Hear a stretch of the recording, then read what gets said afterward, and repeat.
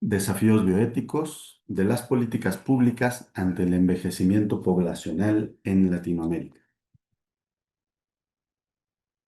Es un honor dirigirme a ustedes en este espacio del ciclo de videoconferencias con Bioética 2025. Antes de comenzar, quiero expresar mi profundo agradecimiento a la Comisión Nacional de Bioética por esta invitación y sobre todo por su compromiso sostenido en la construcción de una cultura bioética en México, una cultura que no solo pertenece al ámbito académico o médico, sino que debe permear en la vida cotidiana, en nuestras instituciones y en nuestras decisiones más fundamentales como sociedad. Hoy me convoca un tema que, aunque parezca técnico o estadístico, toca a fibras muy sensibles, muy profundas. El envejecimiento poblacional en Latinoamérica y los enormes desafíos bioéticos, sociales y culturales que este fenómeno conlleva. Esta charla se inspira en un artículo de mi autoría titulado Desafíos bioéticos de las políticas públicas ante el envejecimiento poblacional en Latinoamérica, publicado en el volumen 35, número 2, abril-junio 2024, de la revista Medicina y Ética. En este trabajo propongo una reflexión crítica sobre cómo las políticas públicas frente al envejecimiento y particularmente en el debate sobre la eutanasia deben ser abordadas desde los principios de la bioética.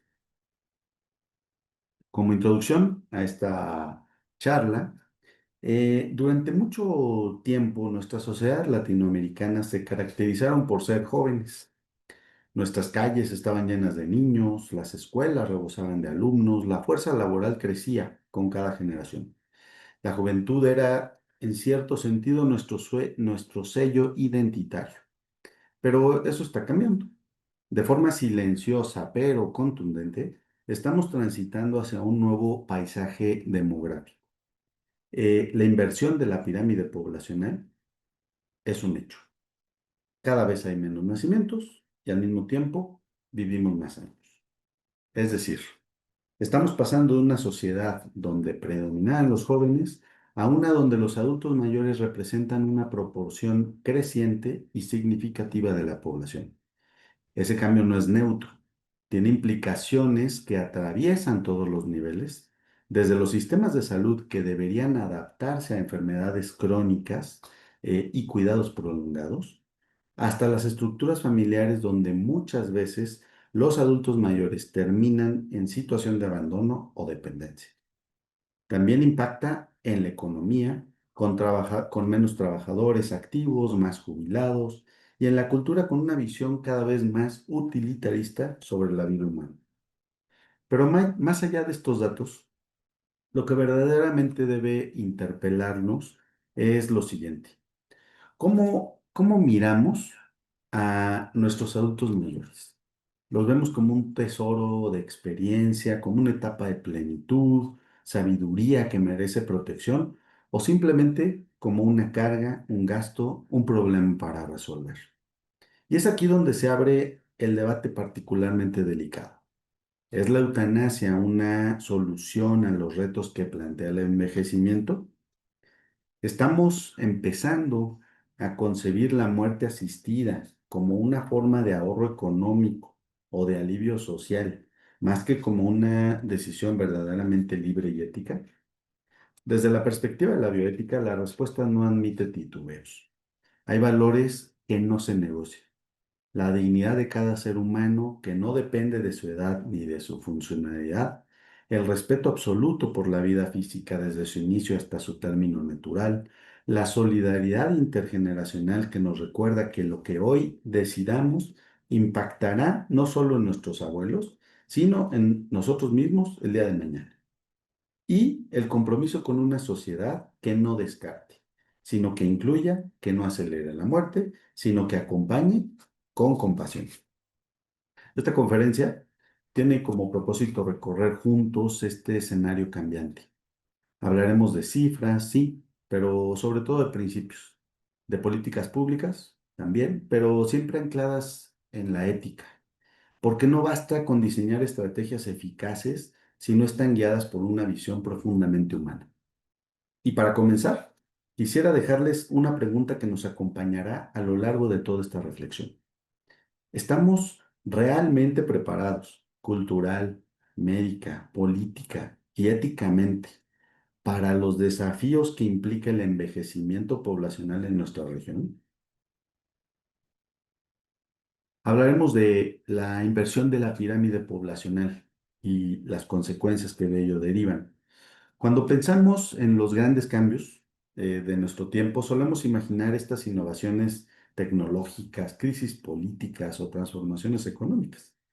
Pero hay una transformación silenciosa, sostenida, profundamente estructural que está reconfigurando nuestras sociedades por dentro: el envejecimiento poblacional. Durante décadas, nuestras naciones, concretamente las latinoamericanas, fueron, como lo comentaba, sociedades jóvenes. Eh, Basta recordar esas pirámides demográficas de hace 30, 40 años. Una base ancha en niños, una parte media robusta de adultos en edad productiva y una cima estrecha con una proporción reducida de adultos mayores. Pero ya no es así. En las últimas décadas, esa figura se ha ido deformando hasta adquirir una figura romboide. Es decir, cada vez hay menos niños, menos jóvenes, eh, y cada vez hay más personas mayores de 60, 70, 80 años. Ese fenómeno, conocido como la inversión de la pirámide poblacional, es uno de los más notables en el panorama demográfico actual. Y lo más importante, no es una proyección futura, ya está ocurriendo. Según datos de las Naciones Unidas, en América Latina y el Caribe, para 2023, los datos ya se concentraban de esta manera. La mayor concentración de la población estaba ubicada entre 20 y 45 años. Para el año 2050, más del 25% de la población regional tendrá más de 60 años. Eso significa que toda esa generación que hoy está en sus 30, 40, en apenas 2 décadas será parte de la población envejecida. Y no solo es un cambio numérico, se trata de una transformación que afecta directamente nuestras estructuras sociales, económicas, éticas y bioéticas. Empecemos por el ámbito de la salud. El envejecimiento trae consigo un aumento considerable en enfermedades crónicas: diabetes, hipertensión, demencias, cáncer, enfermedades neurodegenerativas. Se incrementan las hospitalizaciones, las consultas médicas, las intervenciones quirúrgicas. Los sistemas de salud de la región, diseñados hace décadas con una lógica aguda, no están preparados para ofrecer cuidados integrales, continuos, geriátricamente especializados. ¿Estamos formando suficientes médicos geriatras? ¿Tenemos protocolos específicos para la atención domiciliaria? ¿Existe un modelo de salud pública pensado para acompañar a largo plazo a quienes viven más de 80 años? Estas preguntas siguen y en muchos casos van a seguir sin respuesta. Ahora, hablemos de la parte económica. Una población envejecida implica menos personas activas laboralmente y más personas jubiladas. Eso ejerce una presión enorme sobre los sistemas de pensiones. En México, lo sabemos, el sistema de pensiones que fue reformado en 1997, bajo un modelo de cuentas individuales, prometía una sostenibilidad. Pero hoy sabemos que menos del 30% de los trabajadores tendrán una pensión suficiente que les dé para vivir con dignidad. La CEPAL ha alertado que en América Latina casi la mitad de adultos mayores no recibe pensión, ¿sí? Y aquellos que sí la reciben, pues muchas veces logran sobrevivir o no alcanzan ni para eso. Este desfase entre expectativa de vida y protección social genera un dilema ético profundo. ¿Estamos preparados para sostener económicamente una vejez prolongada o nos limitaremos a administrar el empobrecimiento de esa población? Si miramos al interior de las familias, encontramos otro dato relevante. Las familias son cada vez más pequeñas. Hay menos hijos por parejas. Con la migración, la urbanización, las jornadas laborales extensas, se ha debilitado la red tradicional del cuidado. Esto se traduce en más soledad, más dependencia, más institucionalización. Las casas ya no están preparadas para recibir a adultos mayores con discapacidad o una movilidad limitada. Los hijos no pueden siempre hacerse cargo. Y los centros geriátricos, los públicos, están saturados o en condiciones precarias. Así, muchas personas mayores quedan atrapadas en una especie de tierra de nadie, no lo suficientemente enfermas como para estar hospitalizadas, pero tampoco lo suficientemente autónomas para vivir solas. Y ahí aparece un drama humano, el envejecimiento no acompañado. Pero a ver, no todo es negativo. También de esta gran crisis, de este gran problema que se avecina, que ya estamos viviendo, se presentan oportunidades. El envejecimiento poblacional nos obliga a redefinir nuestras prioridades como sociedad, a planificar ciudades más inclusivas, a promover la cultura del cuidado, a formar profesionales en gerontología, a generar entornos que permitan el envejecimiento activo y sobre todo a reformular políticas públicas centradas en la persona y no en el número. Pero para ello necesitamos cambiar de mirada. Comprender este proceso es esencial. Es esencial para abordar los desafíos y oportunidades que conlleva. Eh, Cuando abordamos este tema del envejecimiento, de la eutanasia, que ahora comenzaré a profundizar en este punto, desde una perspectiva bioética, donde se prioriza la dignidad de la persona, el respeto a la vida física, la solidaridad, la subsidiariedad, la justicia y el bien común, entonces estamos ante otro tipo de reflexión. Y este marco bioético es necesario. Pasemos a la segunda parte de esta charla, la bioética y la eutanasia en el contexto del envejecimiento.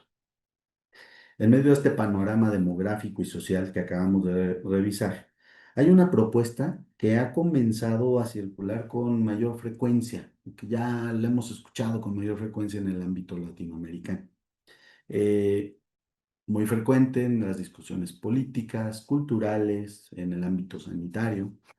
Una propuesta que bajo la apariencia de la libertad se plantea como una solución al envejecimiento poblacional y sus múltiples consecuencias. Me refiero a la eutanasia. En muchos discursos, la eutanasia se presenta como un acto de compasión, una respuesta digna ante el sufrimiento, una herramienta para liberar a las personas mayores de una vida que se dice ya no tiene sentido.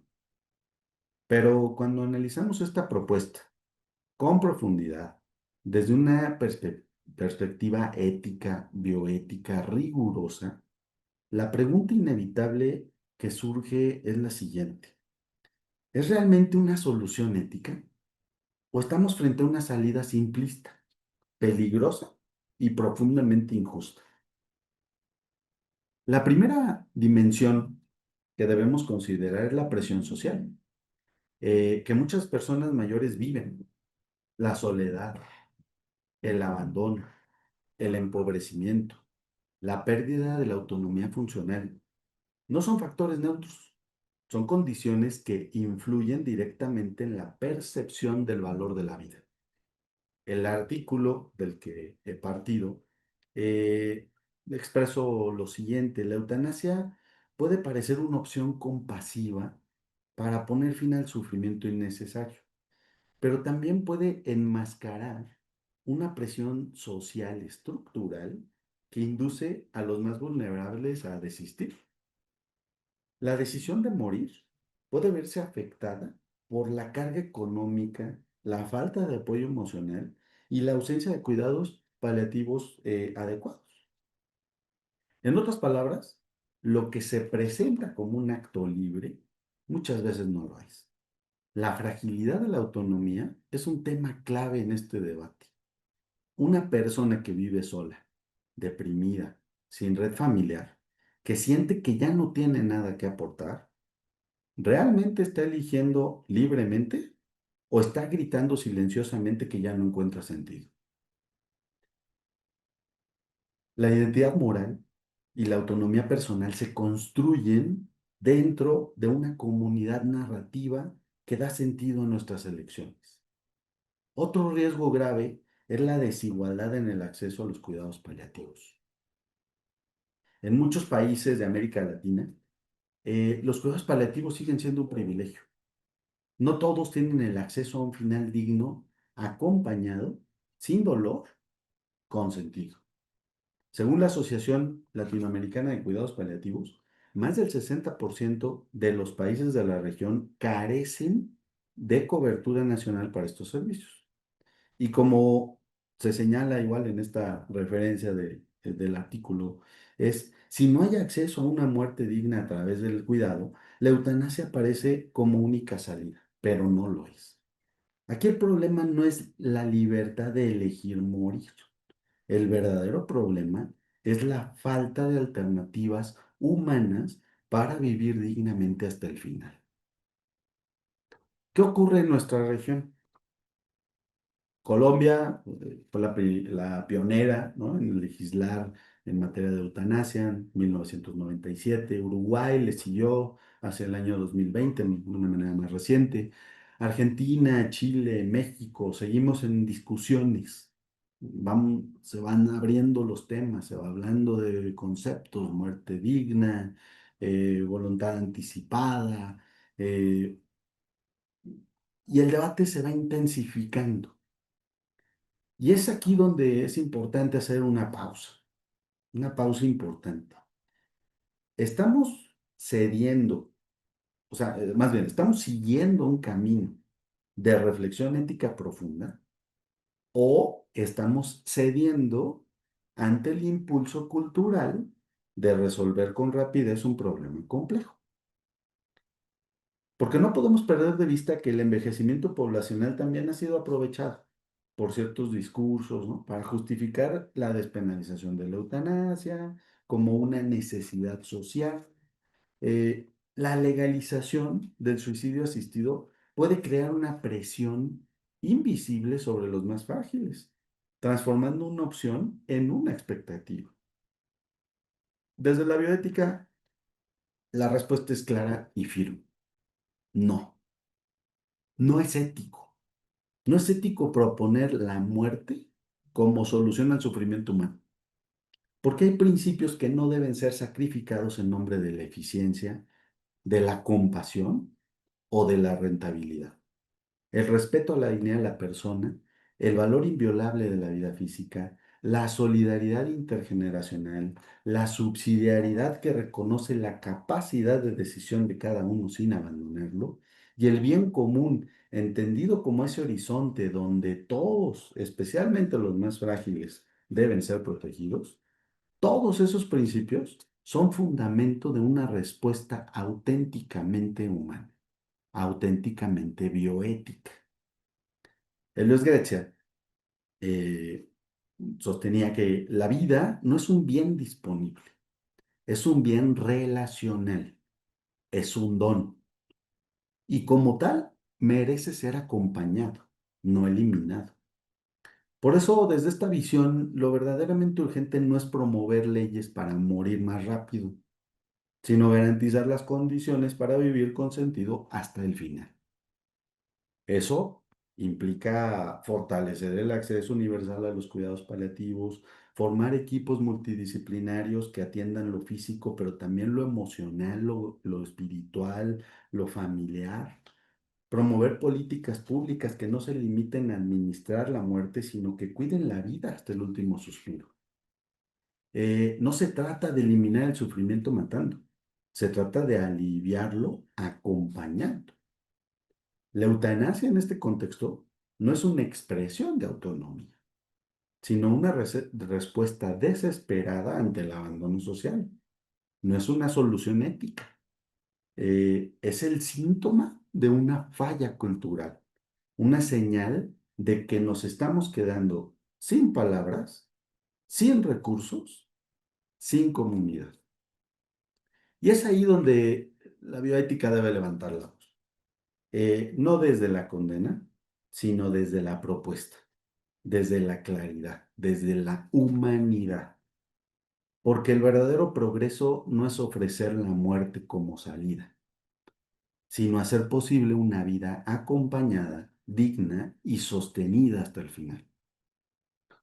La propuesta desde la bioética, desde la dignidad, la vida, la solidaridad, la subsidiariedad, la justicia y el bien común, eh, sería la siguiente.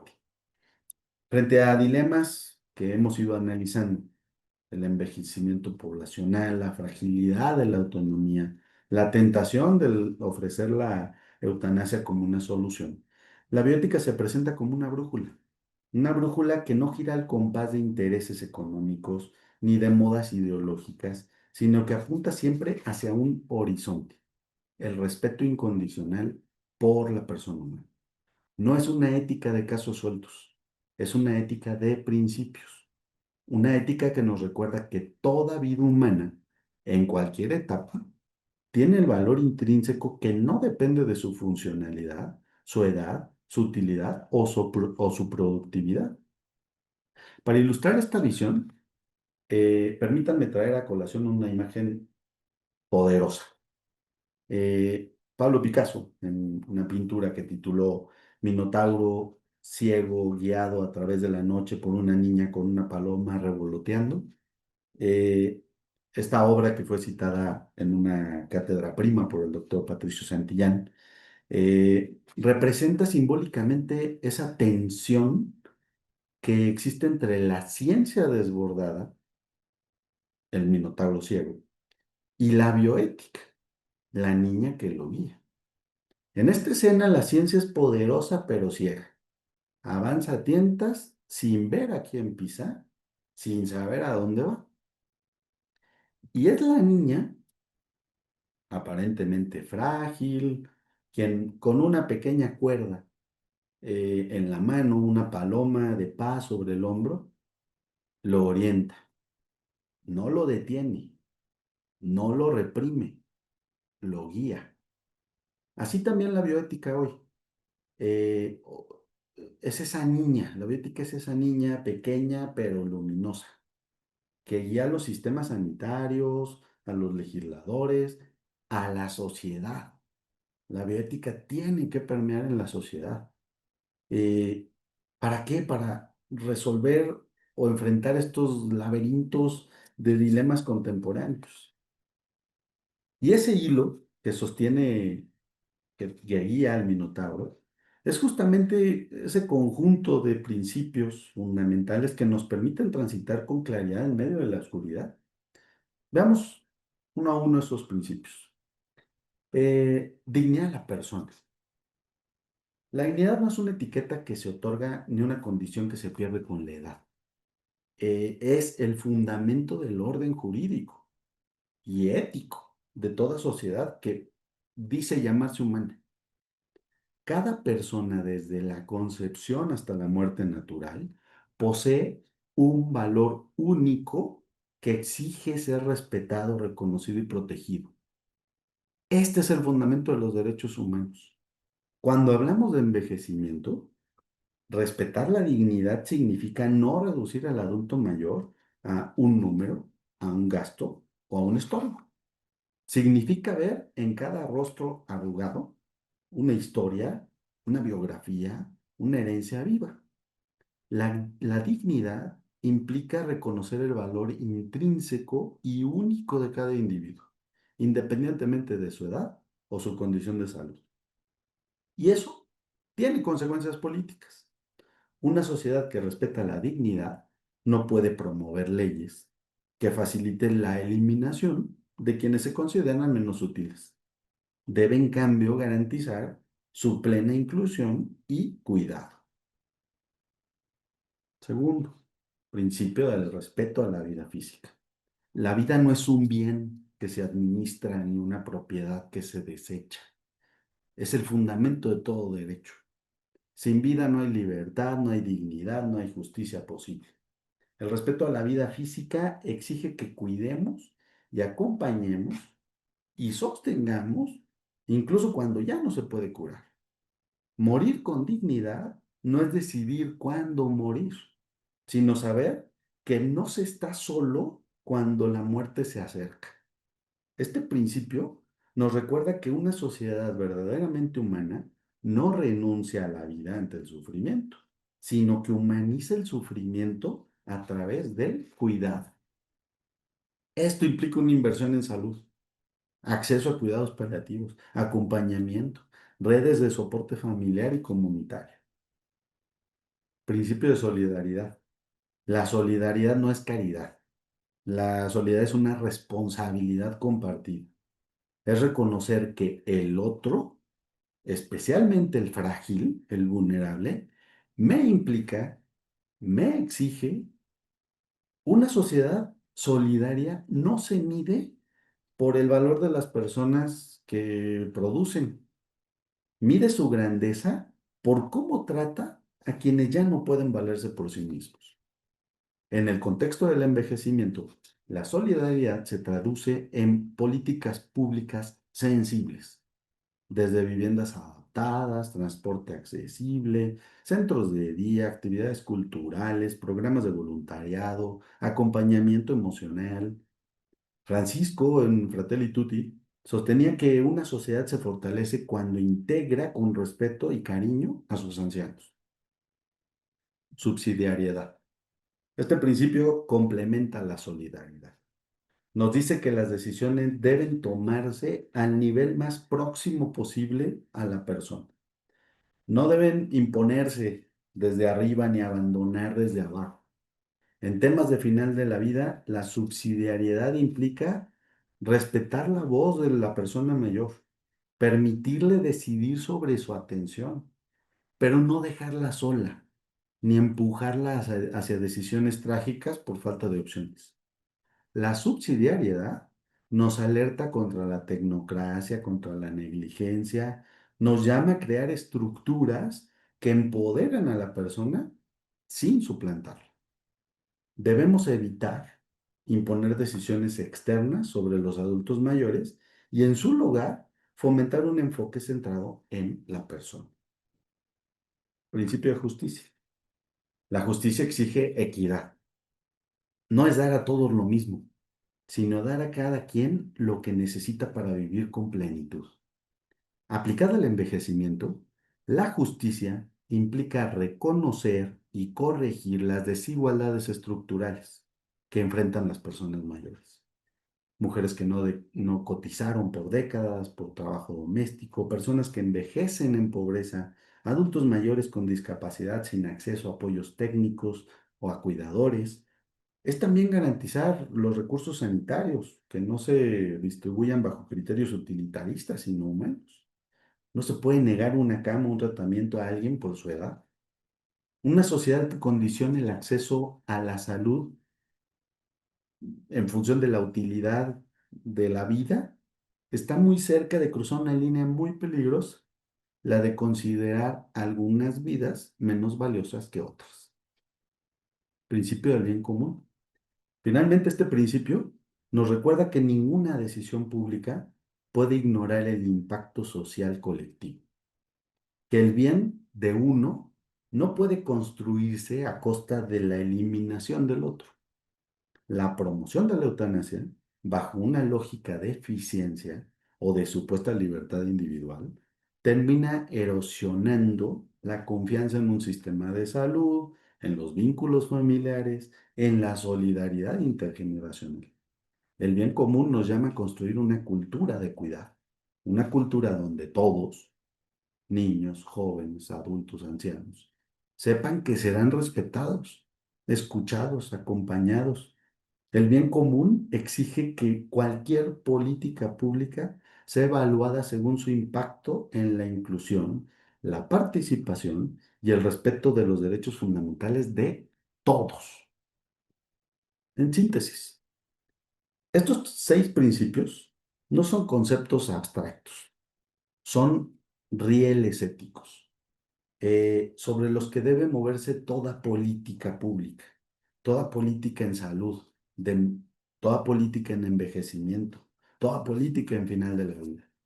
Porque una sociedad que protege la vida, la dignidad, la solidaridad, la autonomía, la justicia, el bien común, es una sociedad que no elimina problemas, sino que abraza personas. Como conclusiones de esta reflexión, parto de lo siguiente. Hemos recorrido un camino que comenzó con un dato demográfico, y terminó con una pregunta ética. ¿Qué tipo de sociedad queremos ser frente al envejecimiento poblacional? Porque el envejecimiento en sí mismo no es un problema, no es una amenaza, no es una tragedia, es más bien una gran oportunidad. Una oportunidad para demostrar nuestra humanidad, para redescubrir el valor de la experiencia, la memoria y la sabiduría acumulada. Una oportunidad para volver a mirar a nuestros adultos mayores, no desde la lástima, sino desde la gratitud. Una sociedad que no cuida a sus mayores no solo abandona a ellos, se abandona a sí misma porque olvida de dónde viene y pone en riesgo hacia dónde va. Por eso quiero compartir rápido con ustedes 5 claves para responder con ética ante esta situación, ante esta realidad social. Eh, Primero debemos redefinir la vejez en nuestra cultura. No es como una etapa de declive, sino como un tiempo de posible plenitud. La sociedad ética no se construye eliminando a quien envejece, sino creando condiciones para que vivan con plenitud y dignidad hasta el final. Segundo, debemos fortalecer una política pública con rostro humano, que mire a la persona, no a los números, que parta de la dignidad, no de la rentabilidad. Como te- ya comenté, con una cultura de cuidado, una ética viva que permea leyes, hospitales, escuelas, medios de comunicación, los hogares mismos. Tercero, debemos desmitificar la eutanasia como solución ética. No es un derecho. No es un derecho si nace del abandono. No es libertad. No es libertad si se elige por falta de opciones. Matar al paciente contradice la esencia de la medicina, la cual es curar, cuidar y no causar la muerte. Cuarto, debemos invertir en el cuidado y acompañamiento, no en la eliminación. Eso significa impulsar, como he dicho, cuidados paliativos, integrales, generar vínculos reales, porque nadie desea morir cuando se sabe amado. La bioética del futuro es la bioética de la presencia. Es decir, estoy aquí hasta el último momento contigo. Quinto, y quizá el más relevante, debemos recuperar nuestra responsabilidad moral colectiva. No se trata solo de lo que decide un paciente, un médico, un legislador. Se trata de lo que todos juntos estamos permitiendo o alentando como sociedad. ¿Queremos vivir en un mundo que acompaña o en uno que sugiere salidas? ¿Queremos construir comunidades de cuidado o sistemas de descarte? Volvamos por un momento a la imagen de ese minotauro ciego guiado por la niña. El minotauro de Picasso representa esa fuerza descontrolada de la sociedad. La niña es la bioética que guía al minotauro, le da sentido. Hoy, en medio de este laberinto de dilemas contemporáneos, la bioética sigue siendo esa niña que va sosteniendo con un hilo delgadito, pero firme. Esos hilos, como mencioné, son los principios que hoy hemos compartido. Dignidad, vida, solidaridad, subsidiariedad, justicia, acompañamiento, bien común. Si no lo seguimos, la sociedad está condenada a perderse. Termino con una frase que es el espíritu de esta reflexión. Una sociedad se mide no por cómo trata a sus ciudadanos productivos, sino por cómo cuida a sus más frágiles. El envejecimiento no nos empobrece, nos humaniza.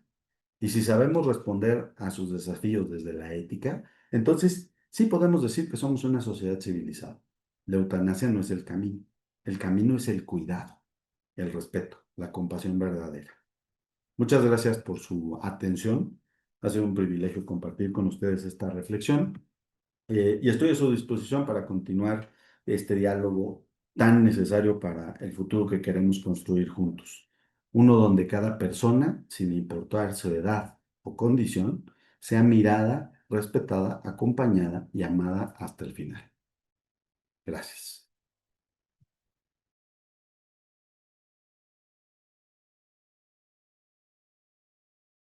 Gobierno de México.